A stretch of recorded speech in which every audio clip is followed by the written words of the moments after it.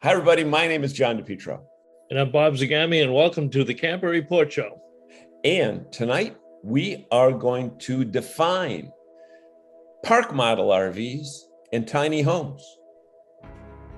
That's right. And my guest this week is going to be Heather Leach from the PRVCA and talking about the big Hershey show coming up next week.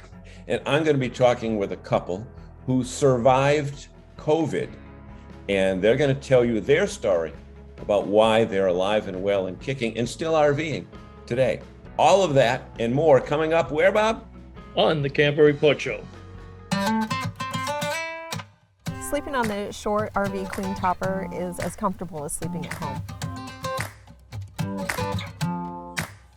Now that we have the topper on there, it's made all the difference. It's really comfortable. And the comfort comes from the fact that it's not too firm, nor is it too soft. It's kind of the right level of comfort for being out, especially when you're away from home.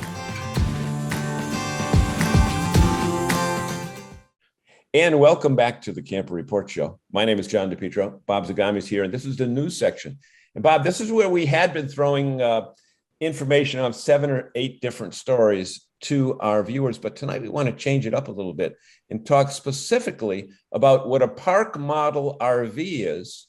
And I don't think there's a bigger expert on the subject since you live in one. And then after you tell us what it is, we're going to talk about the difference between a park model and a tiny home. So tell us about the place that you reside. Yeah, it's a good topic. We open up every week with talking about RV sales and figures and the growth of campgrounds and everything. But this week there was a couple of big stories out there, one on tiny homes and one on park models. Park models are in fact an RV. They're built to specific RV standards. As long as they're under 400 square feet on the first level, they're classified as RVs, although some of them are actually built like houses, 2x4s and 2x6 rafters and floors, and they come on a chassis and they come on wheels. They make basically 2 trips, one from the manufacturer to the dealer and one from the dealer to the campground. Right. Now you said on the first floor. Define was that a little tease about sometimes these may be more than 1 floor high? Well, some units have lofts. So the upper loft is not counted, and some have double lofts, and some have even extended lofts. So there's more space up above. So they'll build a staircase, and I wouldn't call it a second floor. It truly is a loft, but it can be used for a different another sleeping quarters, or for a kid's playroom, or for additional storage. Yeah, every time that we go to an RV show, it seems that the biggest crowds are trying to take a look and see what a park model is. And really, they're probably as close to a house than you're ever going to find anywhere. Would you agree on that? I do. And I call them the best kept secret in the RV industry, because most people are not aware of them until they see them at a show. Now, we are seeing more in campgrounds. Campgrounds are buying them for rental units. Many campgrounds have set aside specific sections just for park models. And where I'm at up in Maine at Seacoast Resort, it is strictly a park model resort. It's a gated community. Every park model has to have a sunroom, has to have a deck. So it's like just a regular little neighborhood. Mm-hmm. But in fact, they are all RVs, and it is classified as a campground. Yeah, you don't see them much on the highway, because as you mentioned, the only time they're on the highway is when they're going from the manufacturer to the dealer and dealer to the campground. So it's not something that you would take one place 1 week or 1 month and then the next place the next week. I mean, you have, like in your unit, didn't you say that you have full-size regular appliances and furniture and everything is really residential? Oh yeah, we've got regular residential appliances. We have a tiled bathroom. We have a 400 square foot RV. We have a 400 square foot sunroom that doubles the space, and we have a 400 square foot deck for outdoor living. So it's basically a 1,200 square foot of livable space and usable space up here. Now I know that prices are going to vary depending upon manufacturer, but what can a consumer look for price-wise when they begin shopping for the park model RV? Usually between $60,000 and $150,000, depending upon the manufacturing process and the items that you might put in it. Some are production models. You can only get what the customer, what the manufacturer is building. Some will allow customization. Our manufacturer did allow customization on the home, so May did a lot of extra work with it. But that's part of the process that you go through. But amazingly, one of the things that always surprises me is there are less than 10,000 park models sold a year in the RV industry. And most of those go to Florida, Texas, California, Arizona, several up in the Northeast area also. Why do you think that is, Bob? Many dealers are reluctant to stock and sell park models. To deliver them, you need two people, you need a heavy duty truck. It's a big chassis. You have to have the expertise to be able to squeeze that thing in between trees.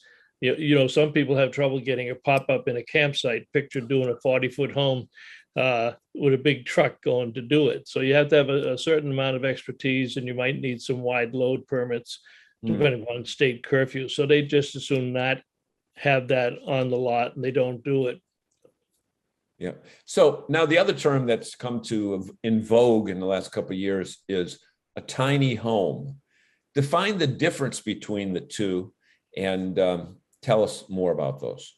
Well, a lot of people think there isn't a difference, and they'll refer to tiny homes as RVs. But the thing that the consumer has to be aware of is very few of the tiny home manufacturers are RV certified. They should be looking for the RVIA seal if they're thinking about a tiny home as an RV, and make sure that the manufacturer is a member of the RV Industry Association. That means that it has to be built to certain standards for electricity, for propane, for water, and the company is subject to the RVIA inspections, unannounced inspections of people knocking on the door, and they want to see how you're manufacturing it.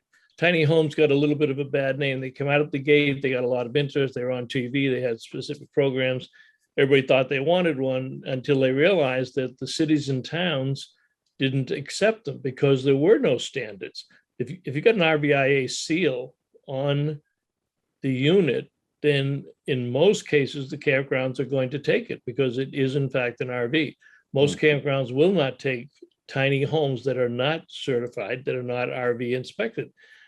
Because they don't know how they were built, and there's a liability if there were a propane issue or an electrical fire, because they're a campground that's authorized and certified to have RVs on the property. So they err on the side of caution and decide that they're not going to have tiny homes that are not. And there's 2 or 3 manufacturers that are members of RVIA. So I'm not saying that you cannot buy one, but if you're interested in a tiny home, and make sure that it has an RVIA seal. And tiny homes, some people think, well, tiny homes, so it's less expensive. I can live more affordably. Well, that's in most cases, that's partially true, but there are some tiny homes that go for 6 figures. And I'm talking $200,000, $300,000 because they tend to be customized. They're built by architects. They're one-offs. They're not a production unit. Every one of them is different. They have high specs. And they are similar. Those are very similar to a home. But you can find park model RVs that are built just like a home. If you go down the assembly line, you would swear they were building a smaller home. For instance, mine has 2x4 walls, wallboard, 2x6 ceiling tile rafters, 2x6 floor rafters, 30-year household shingles, just as you would find on a house, and electrical codes same way. So there's a lot of variety. Now, there's another one that we want to throw into that mix, and that's destination trailer. A lot of RV manufacturers build a destination trailer, some of them call park models, which I wish they wouldn't do, because the park model is more like a house than a destination trailer, because it's built like a house, built sturdier. A destination trailer is built the same way as a traditional travel trailer or fifth wheel, in terms of probably 2x2 studs, some staples, some glue, but it's built to the standards of a travel trailer, not a park model home. And they do put a sliding door on them, and then they add a deck on the outside. The thing that I like about destination trailers from a consumer standpoint, if you buy a park model, such as what I've got, you buy it, you put it in the resort, it stays there. We're here, 6 months out of the year, same spot, same location. Well, a destination trailer can be towed by a traditional pickup truck, same as a regular trailer. So the dealers don't have to have extra equipment or additional people to deliver it. And the attractiveness of it is, let's say in your case, you go down in Cape Cod, you want to camp on Cape Cod this year, you get a seasonal site at a campground and you spend the summer in Cape Cod. But next year you want to go to New Hampshire, you simply find a campground seasonal site in New Hampshire and move it up there. And so you can travel all around. You can go out to Colorado for a summer and do that. You're not going to do that with a park model home. Maybe we should come up with a new name like Portable Seasonal. Yeah, that's good. Oh, there you go. So there you go, folks. You learn not just 2 types of RVs that are not necessarily the most common, but 3 types. And there you've got park models, you've got tiny homes, and you've got destination trailers. And we've got so much more coming up today. Where, Bob? On the Camper Report Show. Stay with us, everybody.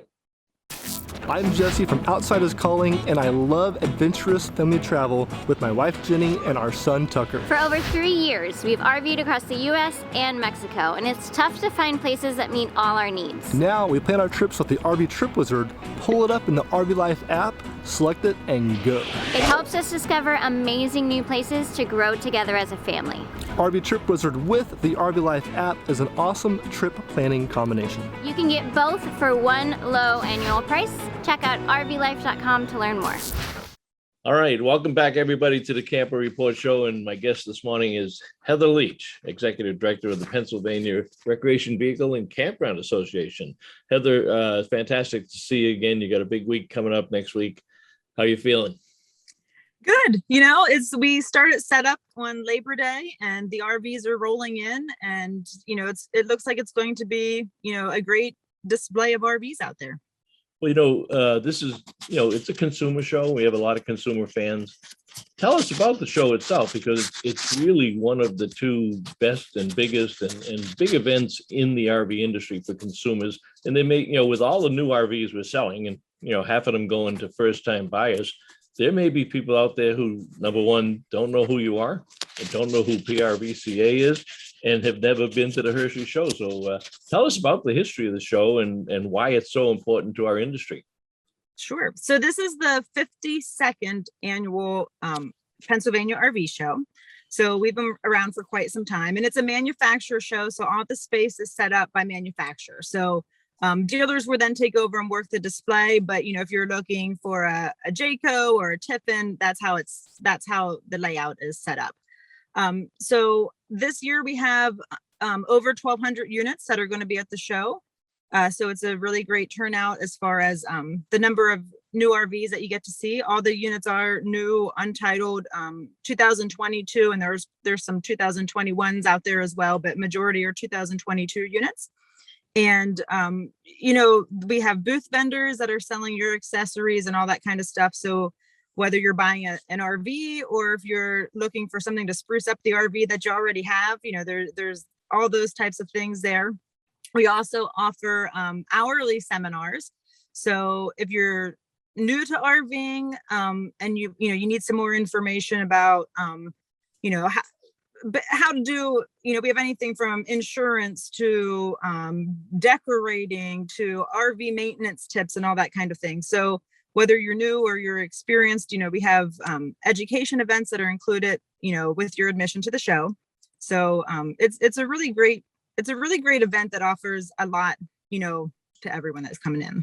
Well, you glossed over it a little bit, but I think one of the most important parts of the show, which I always enjoy every year, both from a media standpoint and as an active RVer, is that it is indeed a manufacturer's show. If you go to most RV shows and you want to see a Fleetwood product, then you probably have to visit 4 or 5 different dealers to see what they have on display.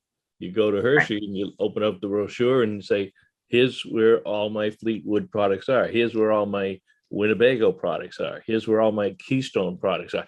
It's a great it's a great event from the consumer standpoint. And I know you always have people lined up well before the opening gate to get into the show.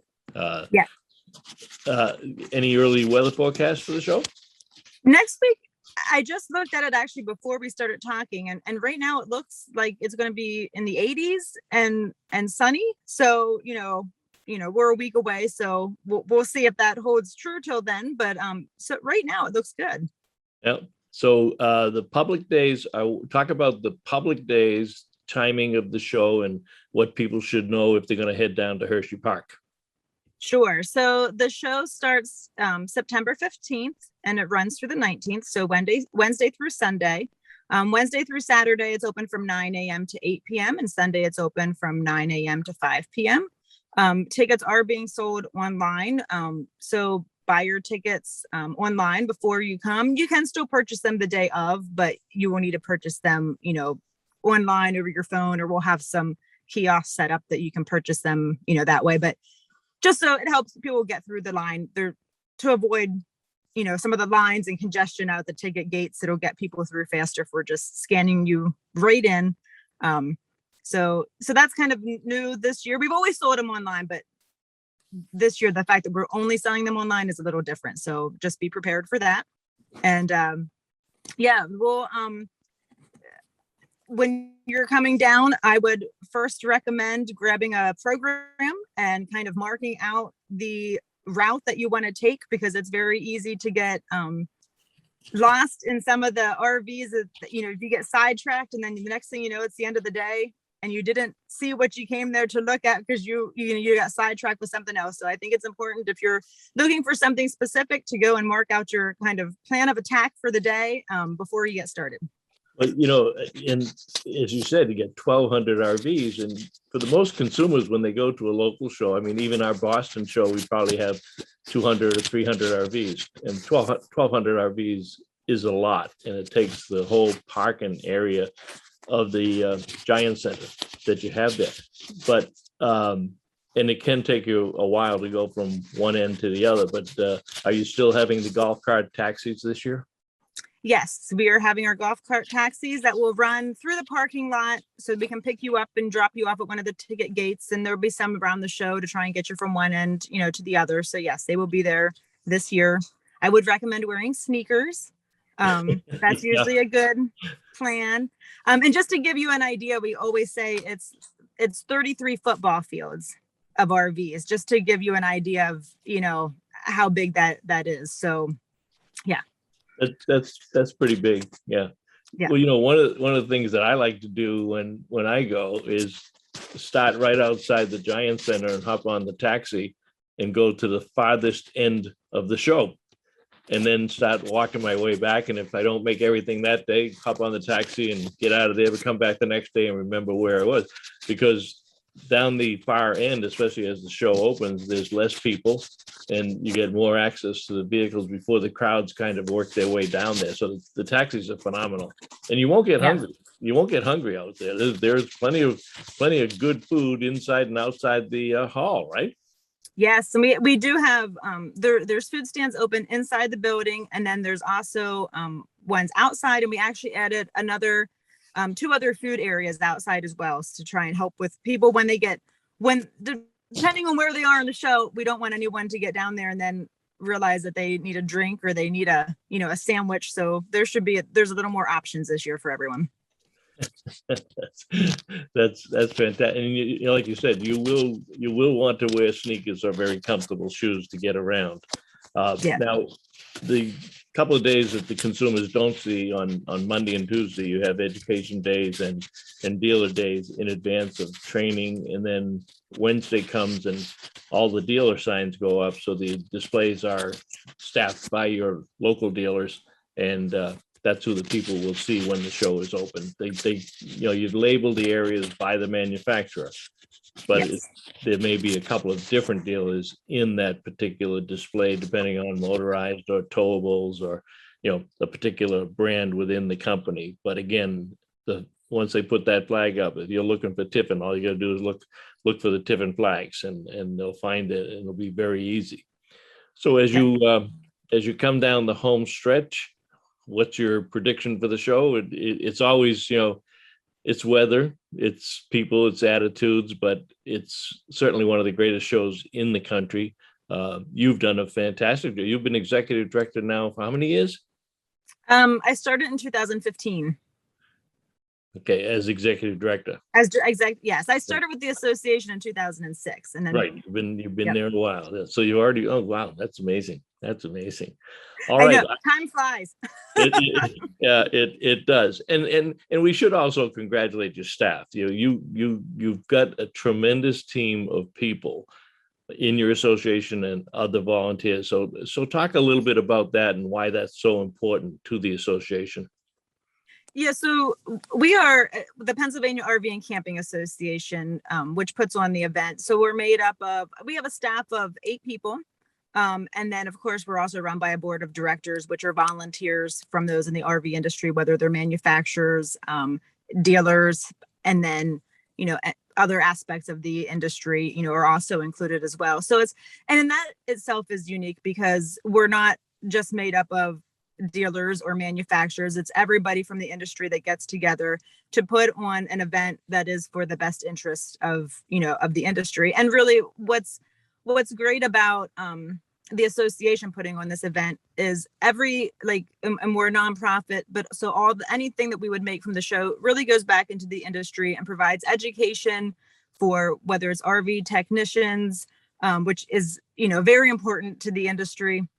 And we've been able to really, grow our program that way because of having this event. So not only is the event great for the dealers and manufacturers, at the show and in the area, it really does produce some really long lasting benefits to the industry because of what we're able to do as an association because of it.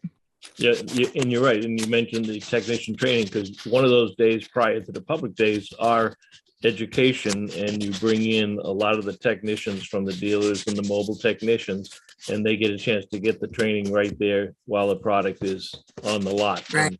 And that's one of the biggest issues that we have today in the industry. We need more technicians. We need more certified technicians because we're selling a lot of RVs. Yes. Yep. And the projection is we're going to sell another 600,000 next year. So we have to keep up the educational aspect of it. Absolutely. Yep. My guest this morning has been Heather Leach, Executive Director of the Pennsylvania Recreation Vehicle and Camping Association. Heather, I know you're busy. The show is opening up on Wednesday. John and I will be down Monday. We'll stop in and say hello at the office, and then we'll head out and do our media work. But congratulations on the 52nd show. And Yes. I look forward to seeing you next week. But thank you very much for taking time for us. Thank you. Thanks so much. I appreciate it.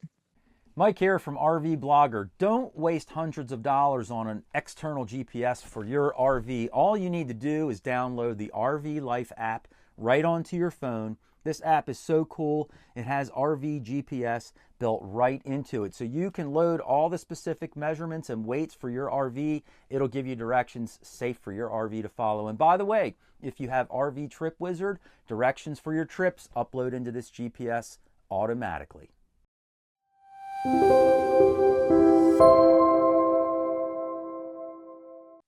Hey, everybody, welcome back to the Camper Report Show. My name is John DePietro. And you'd have to be living under a rock somewhere for the last year and a half if you never heard the term COVID and you didn't realize that RVers, especially full-time RVers, are at risk for COVID, just like people who live in the same house 52 weeks a year. So someone asked me, do you know anyone that's a full-timer that has had COVID? And I said, let's find out. And we did some research and we found a couple here who have recovered. And their name is, as I write down, Nancy and Chuck. And they are from the Pittsburgh area. Today, they're somewhere in Pennsylvania, but they went through the whole COVID thing about 8 months ago.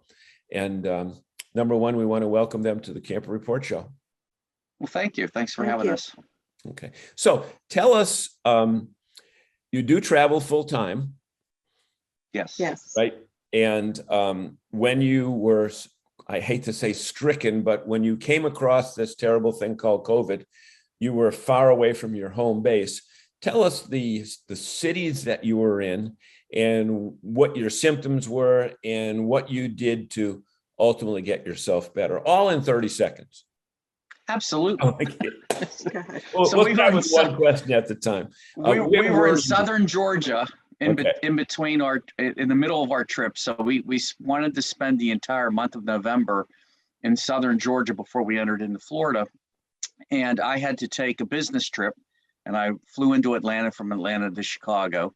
And during that time, either flying to or returning back from, I had got the COVID and was extremely sick within 3 days of my return back to the camper. Mm-hmm. You knew right away things weren't right. Well, yeah, because normally I don't get that sick. I'm a pretty healthy individual, and I had a very dry, deep cough, so it was like an upper respiratory situation. A lot of body aches and chills, which I normally don't get. And you went to bed. And I went to bed a lot. Yeah, I worked all morning on my computer, and I said I'm gonna take a little nap at lunchtime, and I woke up at 7 o'clock the following that night. So so my wife found a place in Georgia that had COVID testing. It was a drive-through, and I went through it, and within 48 hours they had notified me that I had tested positive. So at that point we hunkered down right there at the campground. We purchased vitamins. My wife went out and purchased a bunch of vitamins and things for us to take, and just did a lot of over-the-counter remedies and just muscled through it. Now, Nancy had, we should say this was all pre-vaccine. Yes. Yes. Okay. And since that time, you're both fully vaccinated. Yes, we are. Okay. So, Nancy, when did you feel, because I know both of you had it, when did you feel that you got the same thing? My symptoms started probably about 5 days after we noticed he wasn't feeling well. He didn't get tested till probably he was actually on the mend when he actually went and got tested. In fact, when he lost his smell and his taste, and that's whenever he went and got tested. But I had already had the symptoms and things like that by then. Okay. So again, you're far away from home. You don't have your primary care physician nearby that you can just drive to their place. So you went to the drive-through that was run by the state. Is that? Yes, it was the state facility, the health department. And they gave you the word, and you were folks that decided that you didn't feel poorly enough to seek additional medical help. There was no hospitalization, right? Right. No. Okay. No. So we just hunkered down and went through it. Yeah. What was your recuperative procedure? What did you do? Vitamins? We did a lot of vitamins, a lot of liquids. We stayed away from each other for as much as we could, living in a 48-foot travel trailer. So, I tried to work as much as I could, and I did take a lot of breaks. We rested, and we took a lot of over-the-counter medicine, because at the time, and even still today, when you get it, there's really nothing you could take that they could just hide the symptoms, but it really doesn't take care of the COVID. We did a lot of also deep breathing exercises to make sure our lungs and stuff were staying open, because at that time that was a major concern with COVID. But it took us probably about a good month before we actually started feeling better. And we actually, when we got to Florida, we were at Lady Lake, Florida, and we actually kind of still quarantined a little bit there too.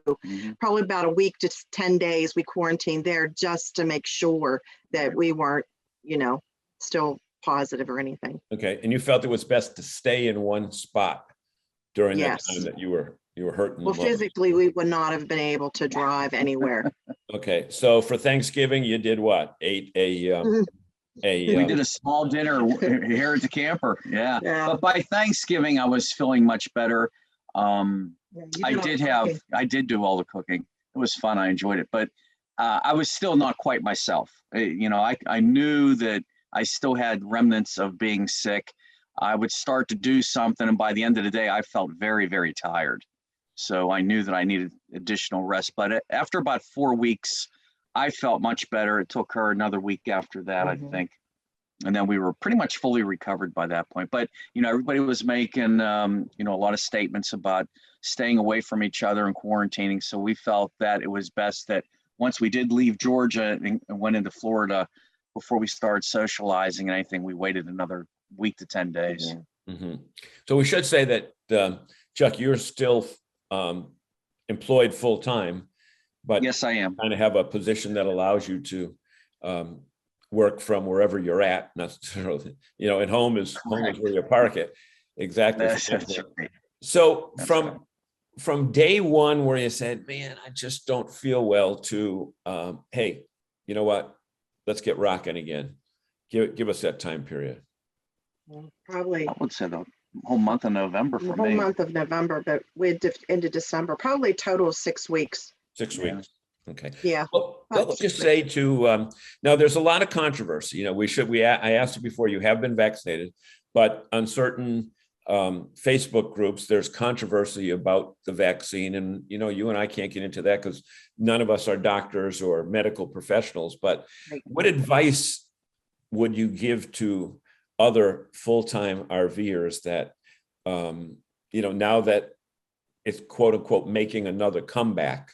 What advice would you give to them as far as, number one, as far as prevention, and then number two, as far as seeking medical help, and then number three, cure? I at least start getting on a vitamin regimen if you don't already do one. My wife and I exercise and take vitamins and stuff on a regular basis. So if we see things starting to go askew a little bit, we start even taking more like vitamin C's, the vitamin D's, the magnesium, I think was the three. I think it was magnesium and zinc. And zinc were the vitamins of choice to try to prevent you from getting COVID. And certainly once you had it, to try to keep taking that. And that's sort of what we felt was helping us. A lot of liquids, a lot of juices, and a lot of sleep. Just try to get a lot of rest. And naturally, if you feel yourself getting to the point where you are just exhausted, you can't function in a normal day, I would seek immediate help. Go to an urgent care, a physician of some sort, call your doctor in the hometown where you're originally from, have a discussion, and don't hesitate to wait. And if you certainly have any type of compromised immune system, do not hesitate to reach out for help. Mm-hmm. And we should say that, and I'm sure you'd agree that none of the three of us are medical professionals, and we're not giving you medical advice. We're merely giving Absolutely not. I do stay at a Holiday Inn occasionally, but I don't profess to know anything. Yeah, but the whole point is we're telling you your story, and if you want to duplicate that, that's fine. If they want to totally disregard it, they should have clicked off by now. But that's right. We have many friends that we've met that are doing full-time RVing, and we have these conversations all the time. Some are vaccinated, some are not. For whatever reasons, it's your clear choice in life. And some have never gotten it, and some have been very sick with it. So it's just, you just got to see how it plays out. Yeah. Well, we want to thank you so much for taking time from your busy day to join us from Pennsylvania, right? Yes. And even though you're from Pittsburgh, that's not where your home is now. I think you said you're in Bristol, Tennessee. We lived 20 years in Bristol, Tennessee, and we consider ourselves Southerners. Great. So, and do you say y'all yet, or do you say yuns? No, I still say yuns. Yuns guys, we still bleed black and gold. Yeah. So, well, you know what? That's the crazy part. And the best part about RVing is that you meet people from all over the place. And, even in New England, you see that Pittsburgh Steeler logo. And, from that end. But once again, thank you so much. We're talking with Nancy and Chuck Kazmarek, and they have survived the COVID situation. And if there are other RVers that are going to be dealing with it, it's not like if they are, everybody's going to be dealing with it sometime soon. Matters when. Right. Use your best judgment. And thank you so much. And thank you. Thanks for having us today.